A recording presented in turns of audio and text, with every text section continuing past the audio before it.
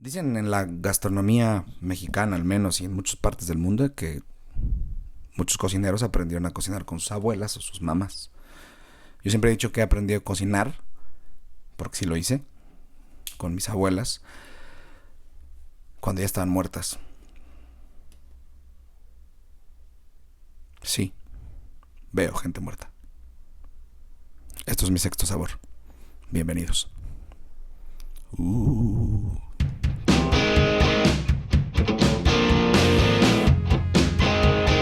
Bueno, para todos los que están en Spotify, escucharon White Flag de Bishop Briggs. El álbum es Church of Scars. Se los recomiendo mucho, la verdad es que está bien chulo.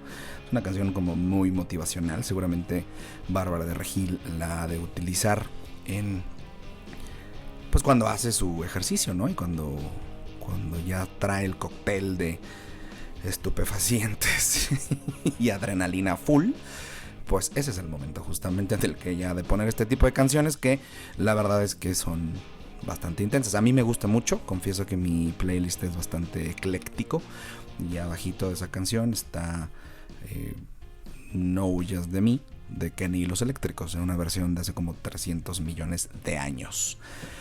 Bueno, yo sí aprendí a cocinar con mis abuelas cuando estaban muertas, con una sencilla razón,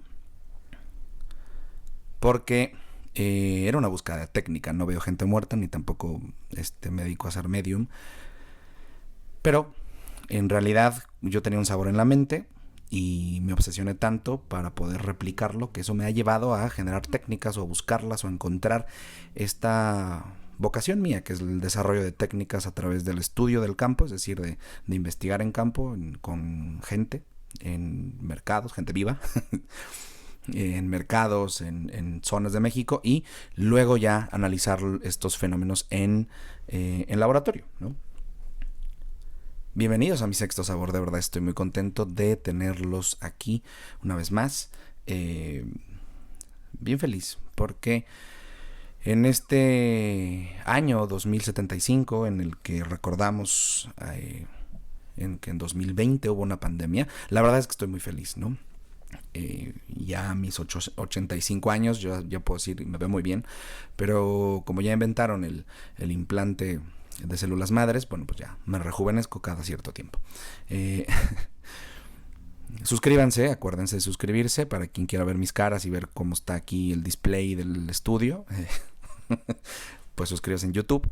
Y quien no quiera ver mi bello rostro y mi corte de cabello, pues suscríbase a Spotify para que les lleguen las notificaciones de vez en cuando, que la verdad es que se pone divertido.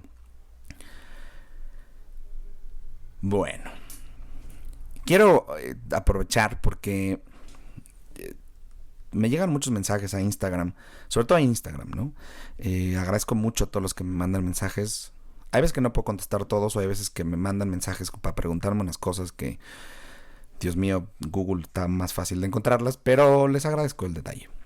Pero hace poco me encontré con un mensaje que le pedí permiso a esta persona de decir su nombre, de leerlo para ustedes, porque creo que ilustra un montón de temas que yo siempre he trabajado y además de cosas que me gusta muchísimo encontrarme, o al menos ir como pensando, ir reflexionando, ya sea en privado, con colegas, con amigos o con el grupo de investigación SIG México, en fin, con Bebe Yoda que está aquí enfrente mío.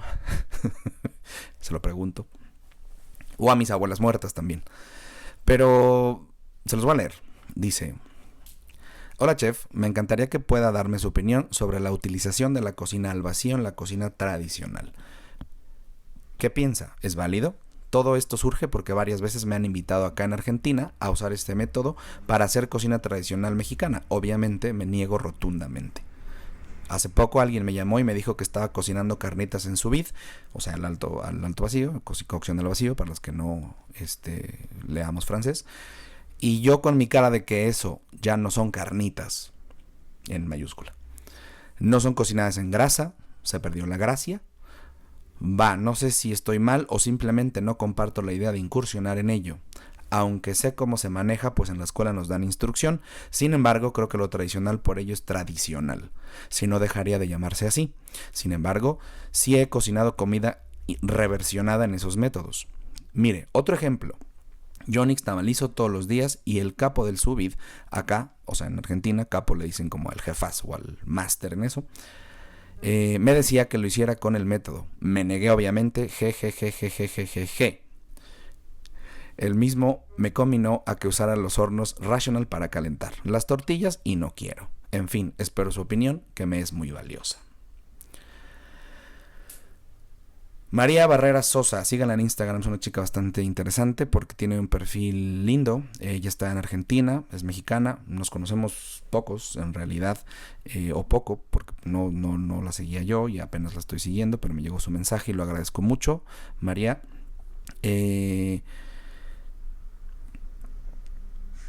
Le dije, escúchate en un episodio que se llama ¿Por qué no fui panadero?, que está aquí en Spotify y en YouTube, en el que reflexiono justo sobre el tema de, pues no sé si la cocina tradicional versus la modernidad, pero sí al menos el asunto de las técnicas. Y pues le dije, oye, no te vayas a enojar ni me vayas a odiar, ¿no? Por como te estoy contestando. Le dije, pero escúchatelo y venga, ¿no? Y me dice, no, jamás me enojaría por eso. Mi duda y el querer aclarar mis conflictos. Si no estuviera abierta a posibilidades, no usaría, por ejemplo, la cocina molecular, y la uso bastante, dice María. Y me pone, no, chef, usted es uno de mis referentes dentro de la cocina mexicana, y más siendo mexicana y haciendo cocina mexicana en otro país. Esto parece como redundante, pero María, creo que le diste en el clavo. Eres mexicana, haciendo cocina mexicana en otro país. Es bien fuerte. Yo ya lo he vivido en carne propia. Suena como a trabalenguas, pero se los prometo que no lo es. Y me dice, usted eche de su ronco pecho, acá aguanto vara. Ay, María. No, nada, María, de verdad, te agradezco mucho el acercamiento y te agradezco mucho que hayas abierto el pie o hayas abierto la discusión o la posibilidad al menos de hablar esto públicamente y de comentárselos en mi catarsis, porque es algo de lo que yo me he encontrado muchísimo a lo largo no solamente de mi vida personal, sino profesional, sino también me he encontrado mucho, camión de la basura, al lado de otros colegas que también tienen las mismas dudas, pero no las dicen necesariamente. La cocina tradicional pierde valor o pierde tradicionalidad, entre comillas, cuando se hace con elementos técnicos nuevos, es decir, con tecnología o con instrumentos distintos o que parecen ultramodernos contemporáneos. Es decir, la señora que tiene una técnica de nixtamalización o de carnitas en Quiroga, si pasaran a cocinar no sé, en gas en lugar de leña, ¿pierde algo? ¿Se muere alguien? Y aquí es donde entramos con el gran debate de la cocina mexicana, y se los prometo que esto es un asunto que todos van a tener una postura, que si de por sí ya me odian con el asunto de que algunas cosas no deben llevar canela, como el arroz con leche, no le pongan canela, por favor. Es broma, hagan lo que quieran. Yo creo que este tema es un poquito más delicado porque al final tiene mucho que ver con posturas, posiciones, emociones, sentimientos y pensamientos. Es decir, yo les digo, no tiene absolutamente nada que ver. El trabajo que yo he hecho en los últimos años solamente es poner en contexto que no necesariamente cambia nada, que sí es cierto que a lo mejor, o por obvias razones, la leña le da ciertos sabores o el humo le da ciertos sabores, aromas, notas específicas a un plato, pues eso no significa que le va a perder tradición. Es que si no se hubieran perdido tradiciones miles en el resto del mundo. Comentaba con un amigo hace no mucho, con Toño León, que ustedes ya escucharon y vieron la entrevista, espero que sí, si no suscríbanse para verla. Es una entrevista que dice Innovación a la Mexicana o Perspectivas de Innovación en México, y justo hablábamos de eso. No está peleada la tecnología, no tiene por qué estar peleada la tecnología con una preparación tradicional, siempre y cuando esté sostenida en cosas lo suficientemente sólidas como, por ejemplo, métodos y técnicas medidas y ordenadas para poder construir esa cocina. Es decir, el instrumento en sí mismo no te va a dar todo, ni tampoco la tecnología. O sea, un molcajete versus, o un metate versus una Thermomix, en sí mismas no te van a dar una perspectiva de cocina tradicional o contemporánea. Si yo cocino moles, prefiero tener una Thermomix patrocinanos, para hacer moliendas, para hacer moliendas mucho más avanzadas, mucho más finas, mucho más delicadas, con una mejor textura, que a lo mejor emulen el asunto del metate. Pero es que yo recuerdo una frase que decía Ana Benítez, una investigadora que ustedes, millennials, centennials y todas las nuevas generaciones no conocieron. Ana Benítez es una mujer que se dedicó toda la vida a hacer investigación desde el ambiente socioantropológico y que dio clases en Ambrosía. Estoy hablando de la vieja escuela y estoy hablando de la prehistoria, de lo que hoy entendemos como cocina mexicana, pero es una mujer que escribió muchos libros, que hacía cocina, hizo muchos festivales, representaba a México fuera del país, en festivales también dentro de México, y quienes tenemos más de 25 o 30 años las recordaremos seguramente. Yo tengo 28, pero bueno, me acuerdo.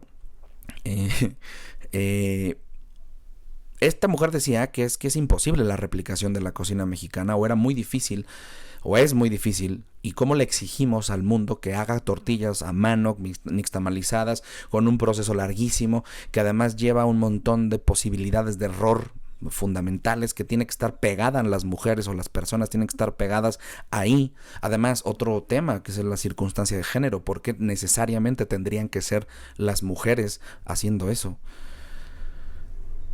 Y el problema principal, en donde ella ponía como la luz, o donde ella le echaba ojos y para reflexionar, era justo el asunto del tiempo. Decía, es que la cocina mexicana es demasiado lenta, demasiado larga para poder replicar. Tan larga que en tiempos modernos es imposible de reconocer como una opción. Pero la pregunta, María, sigue en el aire. O esta duda, que es muy válida y además tenemos todos. Si cocino unas carnitas en sous vide, ya no son carnitas. Es que se nos ha olvidado algo. El hábito no hace al monje. Evidentemente, para poder ser un monje moderno, tiene que a lo mejor perder o transformar su hábito. Y me refiero por hábito, me refiero a su vestimenta. La evolución de cualquier circunstancia humana, de cualquier posibilidad, de cualquier cosa que hagas tú en tu vida, tiene que pasar por un filtro que necesariamente te exige perder cosas. Para poder crecer hay que perder infancia. Es decir, para ser una persona adulta, al menos en edad, hay que perder infancia. Para ser infante hay que adolecer de madurez. Así es la vida. Si quieres llegarle a más gente, lo que tienes que hacer probablemente es perder una cosita en particular que no te va a hacer perder la esencia. Pero entonces la pregunta es, ¿dónde está la esencia de las carnitas, del nixtamal, de los moles, de los adobos? ¿Dónde está la esencia de la cocina mexicana? En el producto, en la persona que la hace, en el utensilio que utilizas, en este contexto, esta fotografía mágica que tenemos sobre las manos mágicas de alguien que nos tiene hasta la mismísima coronilla, esa frase de las manos mágicas. ¿Por qué no, señores? No son mágicas. Es una chinga hacer cocina mexicana todos los días, estar haciendo tortillas, estar haciendo moles, estar haciendo adobos, estar haciendo sopes, estar haciendo barbacoa, estar haciendo cochinita pibil, lechón, recado negro, estar haciendo cada una de las cosas que se producen en este país es una real y soberana y pontificia joda humana. No es magia. Es la repetición continua y constante de un asunto técnico o de una actividad que se convierte a lo largo del tiempo en técnica. Pero esa es la labor justamente que tendríamos que tener los que nos dedicamos profesionalmente a esto. También el camión del gas lo dice. Me sentí como en el programa ese de Sábado Gigante que seguramente nadie ve, pero pueden consultar en YouTube algún clip en donde hacían un concurso de cantar y de repente sonaba una trompeta y ya te eliminaban. Cierro paréntesis. ¿Sí me explico? No está el tema de la cocina mexicana en una sola cosa en particular. Es una serie de factores que tienen que unirse, ensamblarse para denominarse justo cocina mexicana, pero le hemos puesto demasiado valor a esa contextualización, a ese escenario, a esa puesta en escena que es vestirse con algún traje indumentario, con algún traje típico, alguna indumentaria étnica, inclinarse frente a un metate, tener una cazuelota de barro. Perdón, señores. Y esto es algo cierto que a mí me ha pasado. y se cocina mexicana con base en técnicas mexicanas a 8,000 kilómetros de distancia. Lo mismo que le está pasando a María. Pero no es el asunto de solamente... Llega un punto, y se los prometo porque es cierto, en donde tienes limitantes. En México es más fácil encontrar un producto y hay mayores y mejores referencias porque estamos aquí, en el lugar de origen, en el centro de todo, en donde podamos encontrar de manera más sencilla el tema de los ingredientes y a lo mejor una referencia de plato, producto, diferencia en cuanto a salsa, en preparación y demás. Pero, ahí estoy tirando mi plumón, pero cuando te vas, a lo mejor cuando cambias de estado de la república, eres de un lugar y te vas a otro. Pero cuando te vas de país, como María, como me pasó a mí, como le han pasado a cientos de personas que conozco, a muchas personas que están escuchando este audio y que seguramente ya están suscritos a mi canal y al Spotify para que les llegue la notificación. Nos pasa que nos sentimos solos y nos sentimos desprotegidos, no de la mexicanidad. Nos sentimos desprotegidos porque no tenemos recursos certeros, técnicos, para poder irnos a dar seguridad mexicana fuera de este país. ¿A qué me refiero? Sí, es cierto, seguramente pierde algo con su vid, pero también ganará otra cosa. La pregunta es, ¿qué es lo que no puede renunciarse en un producto cuando se hace fuera de México? ¿Qué no debe de perder unas carnitas? ¿O qué no deben de perder los moles? ¿O qué no deben de perder los adobos? ¿O la nixtamalización? ¿Cuál es el punto central de un plato o de un producto mexicano? ¿El contexto en el que está hecho? ¿La imagen de las manos mágicas, entre comillas, de esas personas? ¿El producto? Que poco a poco estamos más convencidos de que tenemos una pérdida brutal en cuanto a semillas originales, en cuanto a granos, en cuanto a productos nacionales o producidos al menos en el territorio nacional. ¿Qué es más preocupante? ¿No hacer maíz en una olla de barro con leña para nixtamalizar, ponerlo con cal y nixtamalizar a la usanza de algún pueblo? Y no poderlo hacer fuera de México y a lo mejor decir que sin eso no es nixtamal de a de veras. ¿O es más preocupante que probablemente la lucha o la batalla por las semillas endémicas u originales de este país de maíz ya no existan? ¿O es más preocupante que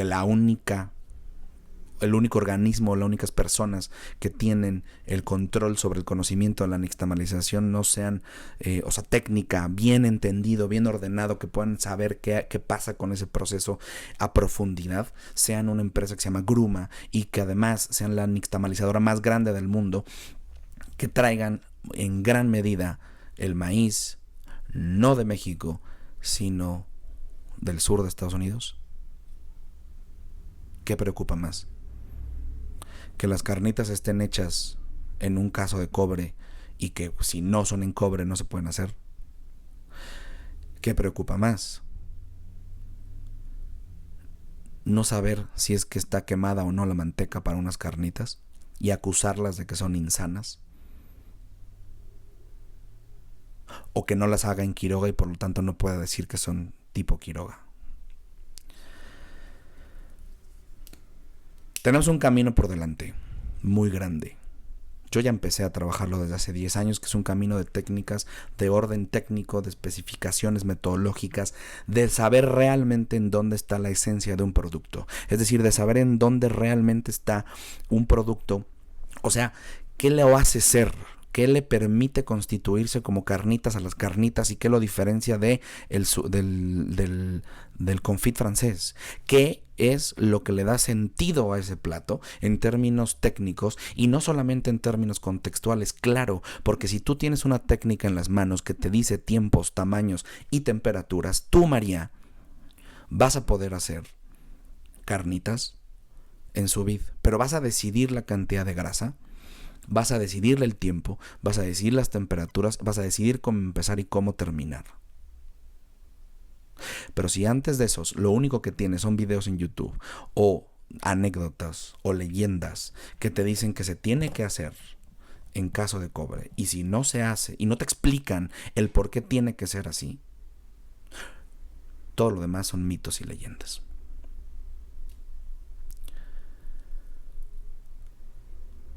Es un plato. Las carnitas, el mole, la cochinita. No podemos llegar al extremo de tratar de replicar una realidad absoluta porque es imposible. Es decir, por mí habría que recortar y pegar, es decir, las circunstancias de Quiroga o de Mérida en Yucatán para hacer cochinita pibil en Berlín, o tendría yo que recortar y pegar recortar parte de Villa Juárez, ahí en Nuevo León, en donde hacen una barbacoa de res extraordinaria, recortarla y pegarla a lo mejor en Finlandia para que me entiendan cuál es el contexto de la cocina mexicana. No, señores. Las técnicas son el lenguaje universal. Así como las matemáticas son el lenguaje del universo, el lenguaje que explica todo, las técnicas son el lenguaje universal de la cocina. El único problema es que no hemos sabido trabajar en ellas. El único problema es que seguimos dependiendo de esa supuesta tradición heredada y de esa, no es supuesta, sí se hereda, pero también al no estar medida, cada quien tiene una interpretación, una incorporación. Tal vez las abuelas, tal vez mi abuela, que les digo que yo aprendí a cocinar con ella cuando estaba muerta, tal vez mi abuela nunca le dijeron cómo hacer bien la cochinita pibil, y tal vez, entonces, por eso le ponía vinagre. Claro, cuando llega un yucateco a ver la receta, pues le escupe, se ofende. ¿Por qué? Porque en Yucatán no llevan otra cosa más que recado rojo y jugo de naranja agria. La cocina mexicana tiene un enorme reto enfrente. Si no entiende que mucha de la gente que hoy ostenta ese conocimiento de manera tradicional, en esto los pueblitos y las tradiciones y todo esto, se van a morir. Señores, las técnicas siempre quedarán vivas. Las personas, desafortunadamente, nos morimos. ¿Por qué digo esto? Porque la cocina mexicana tiene este camino, este reto enfrente de tener que medirse urgentemente, de medir tiempo, tamaño y temperatura. Yo ya lo he hecho con un montón de platos. Lo hice con carnitas, lo hice con los adobos, lo hice con la cochinita pibil. Y en el momento que lo hicimos, en Quiroga, no se cayó la catedral, ni se rompió a la mitad la campana del más grande del campanario de Quiroga. No pasó nada. Cuando medimos con un termómetro y pusimos un cronómetro para saber cómo estaba el asunto de las carnitas en Carnitas Olivo, uno de los más grandes productores en Quiroga, Michoacán. No pasó nada. ¿Saben qué sí pasó? Que la gente de ahí, la familia Olivo, tuvo conciencia sobre el valor que tenían en sus manos y que no se habían dado cuenta que había un montón de elementos que sí podían controlar para hacer más sencilla su producción, para hacerla más controlable, para no estar angustiados de que a lo mejor tenían que rezarle a algún dios o algún santo para poder construir y hacer sus carnitas de manera adecuada. Sí, señores, para evolucionar hay que perder cosas. No lo digo yo, lo dice Darwin. Y si para evolucionar y pasar a la siguiente etapa, pasar a los siguientes 100 años o los siguientes 1000 años de cocina, si tenemos que perder algunas cosas, tendríamos que perderlas. De lo contrario, no estamos más que destinados a ser piezas de museo. Y es una contradicción, porque si la cocina mexicana está patrimonializada es porque tiene en sí misma o incorpora o su esencia es que es un fenómeno vivo, un fenómeno que todo el tiempo está incorporando cosas nuevas. Pues esto también es nuevo, es un pensamiento necesario. Las tradiciones no se tienen por qué preservar intactas, porque de lo contrario, lo único que estamos haciendo es museificarlas, o sea, ponerlas en un frasco con formol y encerrarlas en una vitrina para que la gente las vea, les aplaude, pero a nadie le importen, nadie las use. Yo no quiero eso de mi cocina. Yo no quiero eso de mi gente. Si me exige pelearme con tanta gente para sostener y evidenciar y demostrar que con una Thermomix puedo hacer una molienda que emule, ojo, emule, no estoy diciendo que sea igual, emule a la molienda de un metate, bienvenido la Thermomix y el metate, porque esa Thermomix me la voy a encontrar en Madrid, me la voy a encontrar en París, me la voy a encontrar en Milán, en Buenos Aires o en Manila. Pero los metates no los puedo llevar, son demasiado pesados. Y entendamos al metate también como esa tradición. Hay veces que para poder darse un respiro hay que bajarse el metate de los hombros para poder entender qué es lo que hace falta como mexicanos, seguirlo usando por decisión y por convicción, pero que si yo quiero hacer lo mismo en un utensilio, una herramienta que sea contemporánea, a la cual yo programe, tiene tiempo, temperatura y además calor graduado para efectos de hacer una pasta increíble, que se llama Thermomix, lo hago y lo uso. Si no hubiera habido este proceso en el mundo, señores, hoy no estaríamos hablando aquí, no me estarían escuchando en Spotify y no estarían inscribiéndose a YouTube. Si no estuviéramos con esta disposición a la tecnología y no tuviéramos este principio de evolución natural, María no me hubiera podido escribir por Instagram. Porque Instagram no existiera, porque entonces tendríamos que seguirnos comunicando por carta, si bien nos va. Tenemos mucho camino por delante. Sí aprendí a cocinar con mis abuelas muertas, porque mi visión era la obsesión de un sabor y una textura que tenía yo que emular, cubrir el trecho o la brecha, entre lo que yo sé y lo que sabía mi abuela, y este plato que me recuerda que son concretamente frijoles refritos y un pozole mixteco, mi labor era llegar a ese plato, fundamentalmente replicarlo de manera exitosa para efectos de sentirme que como cocinero había logrado algo, pero fue un camino técnico lo suficientemente duro que me llevó justamente a entender esto que estoy diciendo, que necesitamos perder cosas. Yo perdí a mis abuelas para entender la virtud que tenían. No me duele, las honro, las recuerdo. Claro que las extraño, pero no me preocupa, porque todo el tiempo, cada vez que cocino con puntualidad unos frijoles refritos o con puntualidad un pozole mixteco, lo único que estoy haciendo es honrarlas. No contar el cuento de que mis abuelas me enseñaron y que como soy yo tradicional. No, la gente se lo come. Y de eso se trata la gastronomía. Hasta Argentina y a todos los paisanos que están haciendo cocina mexicana fuera de México, les deseo un camino de técnicas, de exploración técnica, de reflexión continua y constante. Y a todos los que están haciendo cocina mexicana aquí en México, les deseo que piensen una cosita en particular, que es: ¿dónde están basando sus seguridades como cocineros? ¿En su indumentaria? ¿En los recuerdos? ¿En el lugar en donde trabajan? ¿En el estilo de cocina que hacen? ¿En el recordatorio de mitos o leyendas? ¿O en técnicas? Una vez que eres maestro de las técnicas, que nos hace falta mucho trabajar por ellas en México, para ordenarlas de manera adecuada y comprensible y replicable en el mundo, una vez que uno basa su vida en eso, te puedes poner lo que sea, en términos de indumentaria étnica o no, puedes trabajar en donde sea, puedes trabajar con quien sea y puedes creer en términos de mitos y leyendas lo que se te dé tu regalada gana. Las técnicas son libertad, señores. El creer que la cocina mexicana está basada solo en un utensilio o en un contexto geográfico es un error. Esto fue mi sexto sabor. Déjenme sus comentarios, suscríbanse, insúltenme, pero hagan algo.